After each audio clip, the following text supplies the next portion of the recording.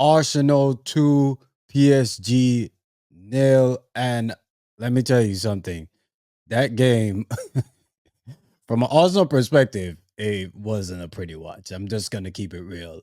It was a game of two halves, obviously, because the goal came, both goal for Arsenal came in about the 30th minute, I believe, 31st minute, if I'm not mistaken.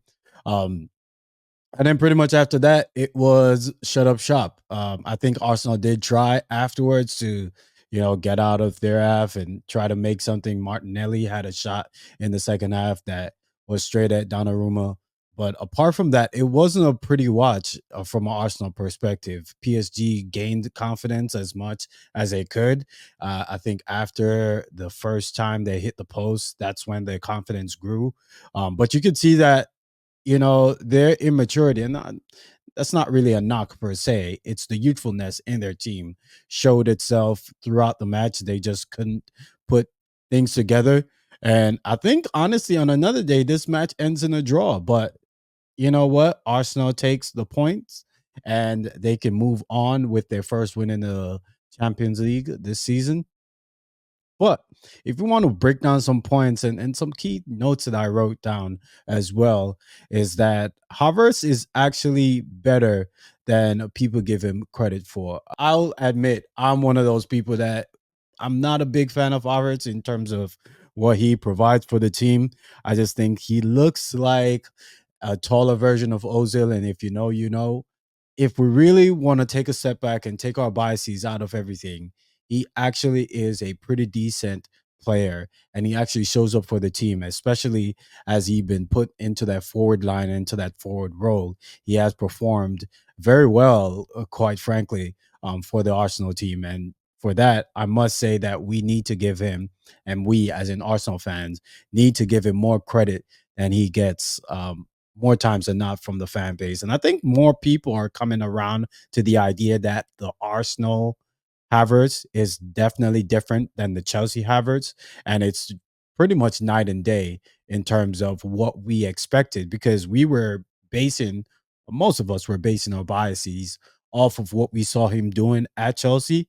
And now that we see him in Arsenal colors, we can say that, yes, this is not the same player. And he's actually been performing quite well for the team. Arsenal need to go out and get a striker, just because from what we've seen from Gabriel Jesus is just someone that's pushing hard. I can tell that he's pushing hard. You can see that he's trying, but he's making the wrong decisions because he's thinking more selfishly rather than thinking about the team. You can see his decision making when he's in those moments where he could have at least passed off the ball or set up another teammate, and he chose to take the glory for himself. And then it doesn't come off, and then now you look like you have egg on the face. And I get it from an attacker perspective, from a forward perspective, you want them to be a tad bit selfish, but there's those times where you have to realize that if your team is in a better position, you have to be the one to set your team up to be in the best position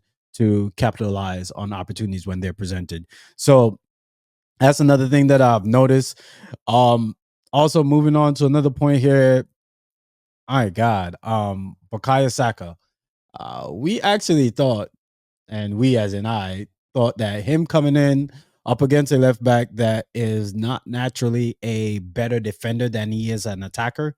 I thought he would have ate today, but he actually got, contained for the most part of the match.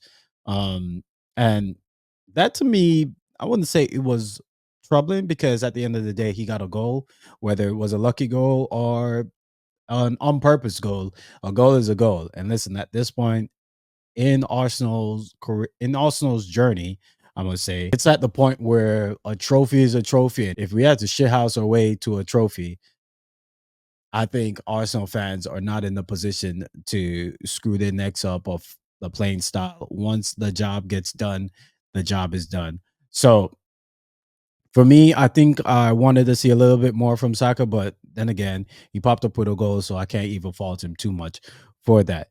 Second half was dreadful. The passes together weren't efficient. I get it. We were, parking the bus season again, um, for the most part. And to me, I think that I can see David Moyes' side of Arteta coming out a bit more this season. And for me, I'm actually not even gonna make any gripes about that. I think that is a strategy that is more of a cup strategy, if I'm gonna be honest with you.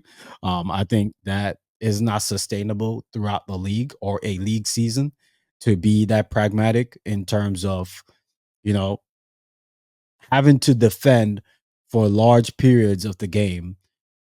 But then again, if we really take a step back again and look at the team on the whole, we do realize that the strengths of the team is actually in the back. So I guess Mikel Arteta is just using the strengths of the team to his best ability.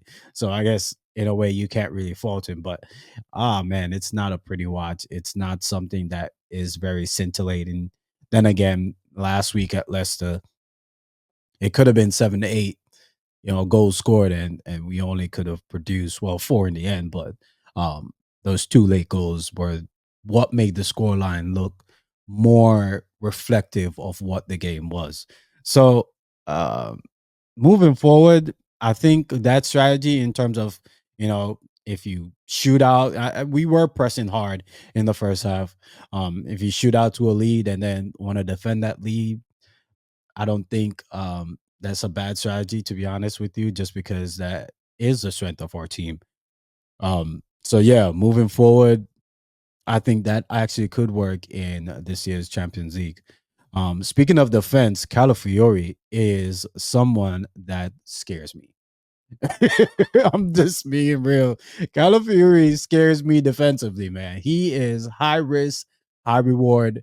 He just looks like, you know what? Calafiori reminds me of Gabriel, his first or second season. You know that period where you can tell there's a player there, but it's just recklessness. It's just a little bit of, that rebel lifestyle, that maverick lifestyle.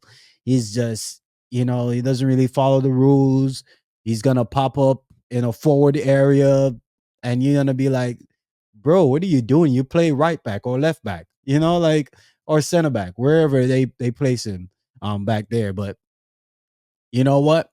He scored one of the goals like the one he did against Man City. We'll take it. But in terms of his defensive duty, he doesn't fill me with much confidence. I must admit that. But you know what? Long may it last for him to put out good performances. Today wasn't a bad performances. I think he got cooked a couple times, or a couple times he made some challenges where you could see that, yes, defensively he does have some form of acumen. It's just someone containing that recklessness at time. And I think maybe that's comes with time, being back there, experience in the Premier League. You will learn to play a little bit so slower, not be so fast, not be so rash. And not even in terms of rash in terms of his challenges, just rash in terms of his decision making. So I think that's just something moving forward. That's just a take note. He is on defensive fraud watch, but I hold my judgment. It's not even been a full season of Calafiori. So I'm just stating what I've seen from the little bit that I've seen from him. Now, on the overall play, good result, man. At the end of the day, it is PSG. It's not the PSG of the past in terms of the Galacticos with the Neymars and the Messi and the Mbappe. But nevertheless, it is still PSG. It is still the French champions. No Ousmane Dembele today, but you know what? You can only beat what's in front of you. And yes, PSG, the name was there, but PSG, the team, in terms of what the world on the outside looking in may know of, wasn't there, admittedly. But in the end, it was still a good 2-0 win, and a win that Arsenal can take and build upon, next week. In terms of them playing in the Premier League, they play a lower level team, a team they are expected to beat. So them having, this victory can push them on also in the league. But today was a good win, not a pretty win, but a good win nevertheless. Until next time, ease on the man.